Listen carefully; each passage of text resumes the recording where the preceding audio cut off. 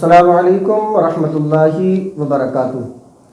ناظرین، اس وقت موجود ہیں مولانا شمیم احمد اشرفی میرے پاس، اور حضرت سے آج پھر ایک سوال کرتے ہیں کہ دنیا کا سب سے پہلا انسان کون ہے، اور پھر اس انسان کو کس طریقے سے بنایا گیا، کس طریقے سے پیدا کیا گیا۔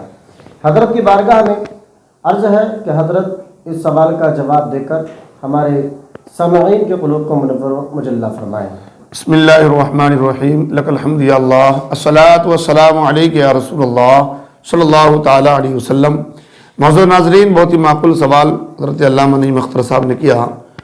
آپ اس کا جواب سنیں اور اس کو خود بھی یاد کریں اور دوسروں تک پہنچائیں۔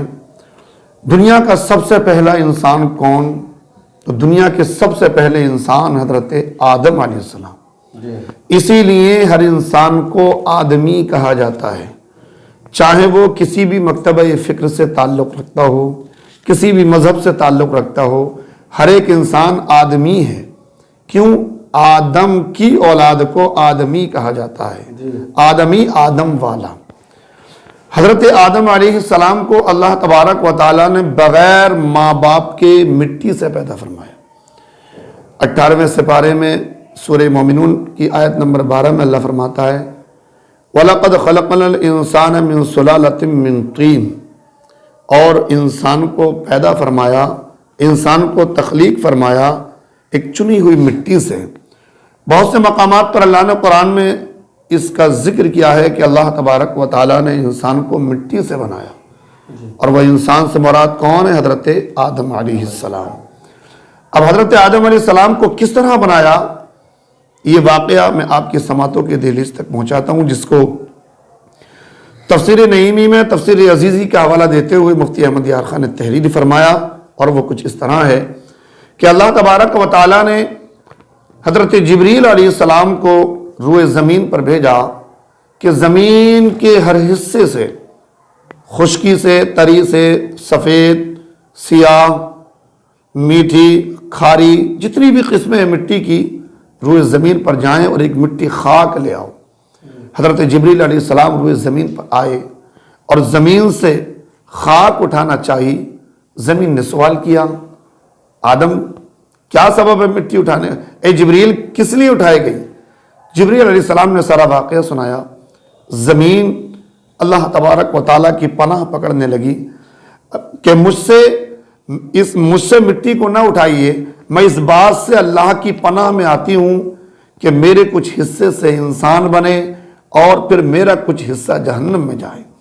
جبریل علیہ السلام خالی واپس آئے رب کی بارگاہ میں عرض کرنے لگے، خدارا، زمین نے تیرا نام لیا، تیری عزت کی پناہ میں آئی، میں اس ادب کی وجہ سے واپس آ گیا۔ اللہ تبارک و تعالیٰ نے حضرت اسرافیل علیہ السلام کو بھیجا۔ حضرت اسرافیل علیہ السلام بھی روئے زمین پر آئے اور خاک اٹھانا چاہی، پھر زمین نے وہی جواب دیا، آپ بھی خالی واپس پہنچے۔ اللہ تبارک و تعالیٰ نے پھر حضرت میکائیل علیہ السلام کو بھیجا۔ میکائیل علیہ السلام بھی روئے زمین پر آئے اور آ کر زمین سے خاک اٹھانا چاہی، زمین نے وہی جواب دیا۔ میکائیل علیہ السلام بھی واپس چلے گئے۔ اللہ تبارک و تعالیٰ نے چوتھی مرتبہ، 4 مشہور فرشتے ہیں، چوتھی مرتبہ چوتھے فرشتے حضرت اسرائیل علیہ السلام کو بھیجا، جن کو ملک الموت بھی کہا جاتا ہے۔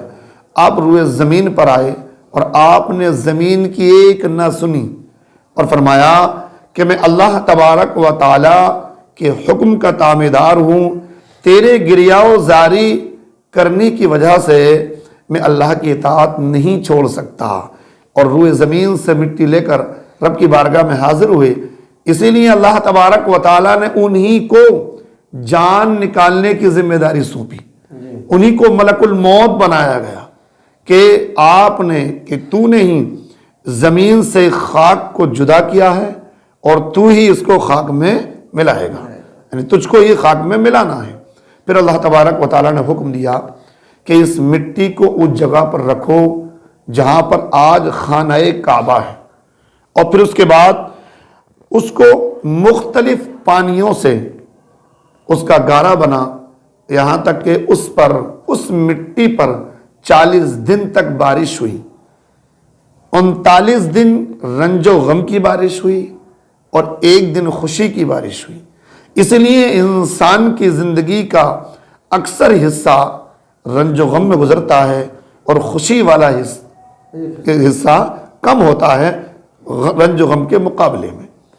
پھر اللہ تبارک و تعالیٰ نے اس کو یعنی اس مٹی کو حکم دیا، یعنی اس پر طرح طرح کی ہوائیں چلیں اور اس مٹی کو خشک کیا، یعنی اس گارے کو خشک کر دیا، اور وہ اتنا خشک ہو گیا کہ وہ مٹی کھنکھنانے لگی۔ اللہ نے اس کو قرآن میں بھی ذکر کیا، خلق الانسان من صلصال کالفخار، سورہ رحمان میں اللہ نے کہا اللہ یعنی انسان کو پیدا کیا ایسی ٹھیکری والی مٹی سے جو خشک ہے، اور اس کے بعد اس مٹی کو یعنی فرشتوں کو حکم دیا کہ وہ مٹی مکہ اور طائف کے درمیان وادی نعمان میں اور عرفات پہاڑ کے نزدیک رکھیں۔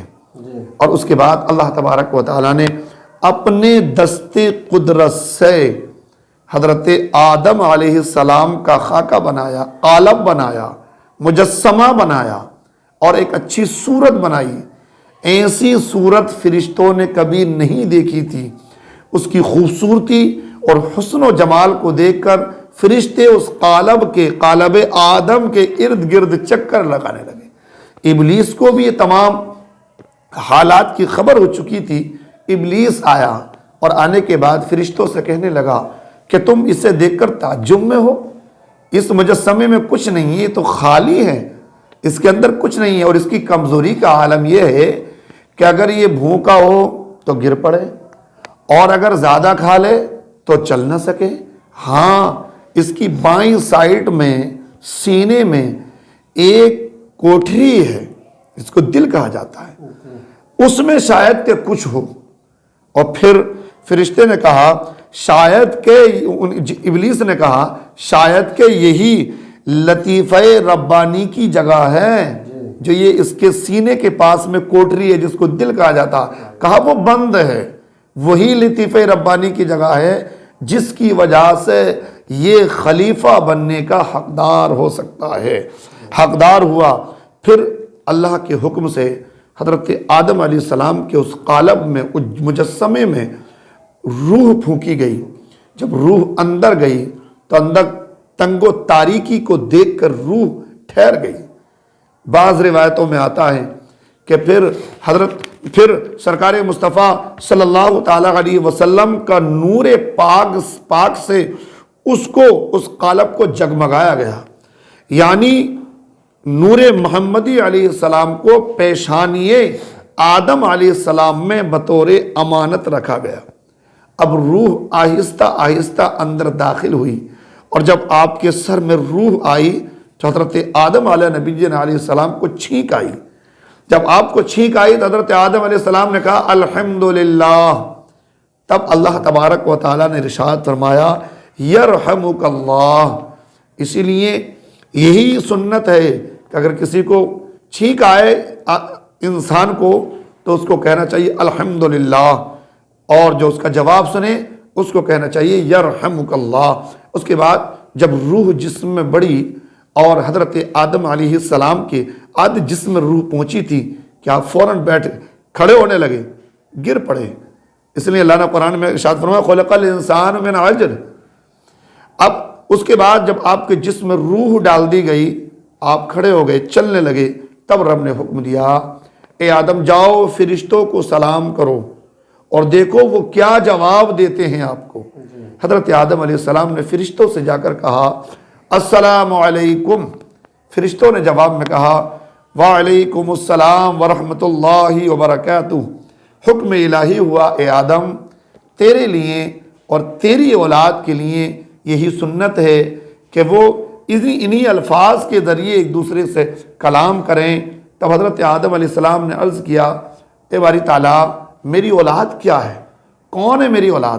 تب اللہ تبارک و تعالیٰ نے اپنا دست قدرت آپ کی پیٹھ پر پھیرا، اور جتنی روحیں قیامت تک جتنے انسان پیدا ہونے والے ہوں گے تمام روحوں کو آپ کو دکھایا۔